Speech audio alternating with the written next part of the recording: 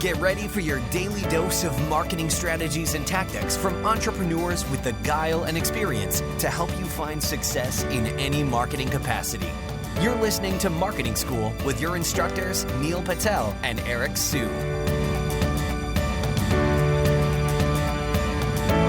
Welcome to another episode of Marketing School. I'm Eric Su. And I'm Neil Patel. And today we're going to talk about 7 unorthodox SEO strategies or tactics that you should try.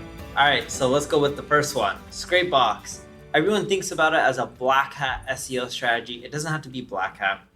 Go create infographics within your space, like really visual infographics with amazing content that hasn't been seen out there. Use Scrapebox to find all the people within the space who talk about similar topics. Don't go broad when you're using Scrapebox. Go very niche. You won't hit as many sites, but you'll hit ones that are relevant. So you type in keywords like, let's say I did an infographic on 7 charts that show why people are overweight. Then I would type in keywords like weight loss, obesity, causes of obesity, etc. Find all the websites that talk about similar things. It also starts pulling their emails, contact forms, etc. And then I would send out emails. I would manually send the emails one by one telling these people, hey, check out this infographic. I noticed you talk about X, Y, and Z. We discuss why people are obese, and we have data and charts to prove it. I think your audience will love it. If you like it, feel free to share it on your blog and make sure the embed code is below the infographic. It works. It's simple. You can get a ton of backlinks from it. Number 2, TubeBuddy.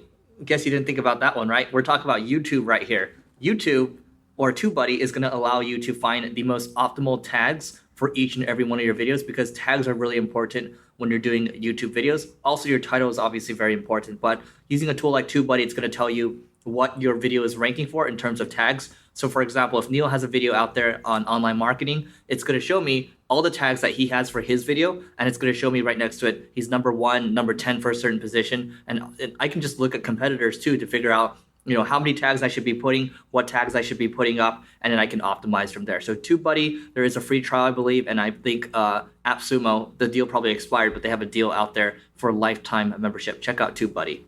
Number 3, have you ever seen the What is Neil Patel campaign? Everyone's like, why does this guy spend like 20, 30 grand a month having people hold up signs that say, what is Neil Patel? Some of you guys hate me for it. Some of you guys love me. No one really understands why. But it causes a shitload of people to type in Neil Patel in Google. And you know what that does? Because they all click on my URL. It shows Google that I have strong brand loyalty. It makes my rankings for every single term out there increase. I remember before the campaign, the last one I ended up doing, I had roughly 160 or 150,000 visitors a month from Google. Then I did the campaign, it shot up to around 240. Once I ended the campaign within 45 days, my traffic still remained around 240. The new queries weren't coming from people Googling Neil Patel. During the campaign, I was getting like 50, 60,000 people Googling my name and coming to my website. But after the campaign, it went back down to normal for the Neil Patel queries. But all my other queries, like for terms like that were marketing related, went through the roof. Number 4 is link blending. And this one's actually a really interesting story that's dear to my heart, because without link blending, Neil and I actually wouldn't be sitting here right now, because this is where I decided to actually email Neil to ask him what the heck he was talking about. So link blending, it's not going to help you shoot up all of a sudden, but it does make your site look much more quote unquote natural, because back in the day, and still people I think are still trying to do this today, where they're creating content and they're hogging all of the domain authority. They're not linking outside. So the idea is that, let's say you're guest posting, for example, on a site like Entrepreneur Magazine. You don't want to just keep linking to your own stuff over and over, right? You want to make it look like a regular article. Just be a normal person. Don't think about SEO all the time. Link to other credible sources such as Wikipedia, or it could be CNN, for example. Don't just link to your stuff over and over and over, because that starts to look predictable and you're going to get in trouble from that.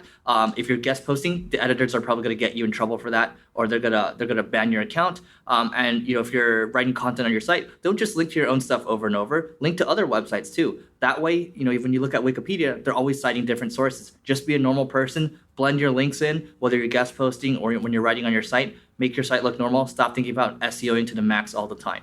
Another one, and this is tactic number 4, and I don't really want to, tactic number 5, and I don't really want to talk about this because it works so well, but I'll share it with you guys, is animated infographics. And I'll even share where I get them done. It's a site called Animagraffs, Animagraffs.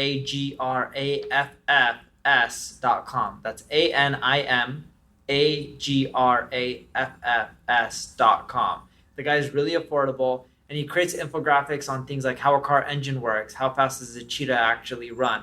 And the infographics are made up of GIFs, and they move within there. Like, for example, on the car engine one, you're seeing oil being shot into the pistons, and you're seeing the pistons move, etc., right? And the gears changing. Like, I don't know how a car engine works, but that infographic site, Animagraffs, teaches you all of that. These visual infographics get so many links. This Animagraph site, they don't have any marketing knowledge. They have, according to Ahrefs, 1,490 unique backlinks from different domain names that are currently live. And I know for a fact some of his infographics have gotten 400,000 or 500,000 visitors and all the way up to 1 million unique visitors for an infographic. It works extremely well. Your rankings will skyrocket. Sure, everyone already does infographics, but very few people do animated ones. And I kid you not, everyone wants to embed them and share them on their website. Number 6, this is going to seem like a very duh thing, but you do want to write really well-researched, original research, ideally, pieces of content. So not just, Brian Dean skyscraper, I'm going to write, 2, 3, 4, 5,000 words. Not that. Think about what original data you can come up with, because that's the thing that's going to take it a long way, especially in the marketing space. A lot of stuff, people are just repeating the same stuff over and over. But when you have original data that, it could be from, lots of backlinks or whatever, you can be hooking with the API or whatever it is exactly. When you have original data, people are going to cite it as the one source, and you want to be that one canonical source. So take it one step even above the skyscraper technique. Think about research, well-researched, original content. And if you can't come up with original data yourself, you can reach out to Ahrefs, for example. You can reach out to BuzzSumo. You can reach out to Majestic or Moz. They have their APIs, and guess what? They're probably going to be willing to share with you, give you access for a couple months at least to come up with that original data. Just for example, right now we're writing a study, and we're partnered up with Ahrefs at the moment, and we're going to be releasing it soon. And that's going to require both somebody that knows how to write really long form content that's really good, and we picked somebody out for that. But you're also going to have to do some BD or business development to build up that relationship too. So Neil, what's number 7? Number 7 is translate your content into multiple languages. It's simple. Most people don't do it. Translating it into Portuguese, Spanish, etc., different languages. Majority of the people in the world don't speak English. If you translate your content, not only will you find that you can get a ton of traffic because there's way more people that don't speak English, but best of all, it's not competitive in any of these regions. One of my friends in Brazil, she has a blog called Esposas Online. It's about how to make your husband happy, like with food and stuff like that, and how to decorate your home and stuff. And what she ended up doing was she didn't even build any links. She got 7. She just kept writing good content. She's at roughly 150,000 unique visitors a month. There's no competition in many of these regions. All right, that's it for this episode of Marketing School. Let us know what you think. We'll see you tomorrow. This session of Marketing School has come to a close. Be sure to subscribe for more daily marketing strategies and tactics to help you find the success you've always dreamed of. And don't forget to rate and review so we can continue to bring you the best daily content possible. We'll see you in class tomorrow, right here on Marketing School.